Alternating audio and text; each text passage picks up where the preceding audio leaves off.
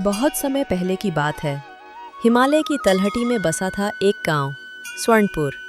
ये गांव अपने शांत वातावरण और मेहनती लोगों के लिए जाना जाता था। यहाँ के लोग ईमानदारी और मेहनत से जीवन बिताते थे। गांव में एक आदमी रहता था, बाबूलाल। वह एक साधारण किसान था, लेकिन उसकी सबसे बड़ी कमजोरी थी लालच। वह हमेशा शॉर्टकट ढूंढता रहता कि कैसे जल्दी अमीर बन जाए। एक दिन बाबूलाल जंगल में लकड़ी काट रहा था कि तभी उसे एक बूढ़ा साधु मिला। साधु ने कहा, बेटा, मैं तुम्हारी मेहनत से खुश हूँ। मैं तुम्हें एक रहस्य बताता हूँ। पहाड़ों के पीछे एक नदी बहती है, सोने की नदी। उसमें हर सुबह सूरज निकलने से पहले कुछ देर के लिए पानी सोने में बदल जाता है। अगर तुम सही समय पर वहाँ पहुँचो तो सोना निकाल सकते हो, लेकिन एक शर्त है, लालच मत करना। जितना जरूरत हो उतना ही सोना लेना। अगर लालच किया तो सब खो दोगे। बाबूलाल की आंखों में चमक आ गई। अगले दिन वह सुबह सुबह नदी पर पहुंचा। वाकई में पानी सुनहरा हो गया था। उसने जल्दी से अपनी थैली में थोड़ा सोना भरा और घर लौट आया।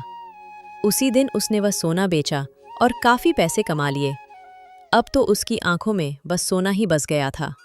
वह रोज वहां जाता और थोड़ा सोना लेकर लौट आता। उसकी हालत सुधरने लगी। अब उसके पास अच्छे कपड़े, बैलगाड़ी और बड़ा घर भी हो गया। लेकिन उसका लालच बढ़ता गया। वह जल्दी से नदी पर गया।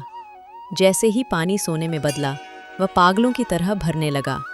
उसने थैला, जेब, टोपी, जो कुछ भी मिला सब में भर लिया। लेकिन जब उसने वापस लौटना चाहा तो उसके पैर भारी हो चुके थे। थैला इतना भारी हो गया कि वह चल भी नहीं पा रहा था। वह गिरा, फिसला और नदी में जा गिरा। तभी सूरज निकल आया। पानी फिर से सामान्य हो गया। वह सोना भी पानी में घुल गया। बाबूलाल बहता गया और कभी वापस नहीं आया। गांव वालों ने जब कई दिन तक बाबूलाल को नहीं देखा तो खोजबीन की। नदी किनारे उसकी टोपी और एक खाली थैला मिला। बूढ़ा साधु फिर गांव आया और बोला, जिसे जितनी जरूरत हो उतना ही लो। लालच कभी किसी का भला नहीं करता।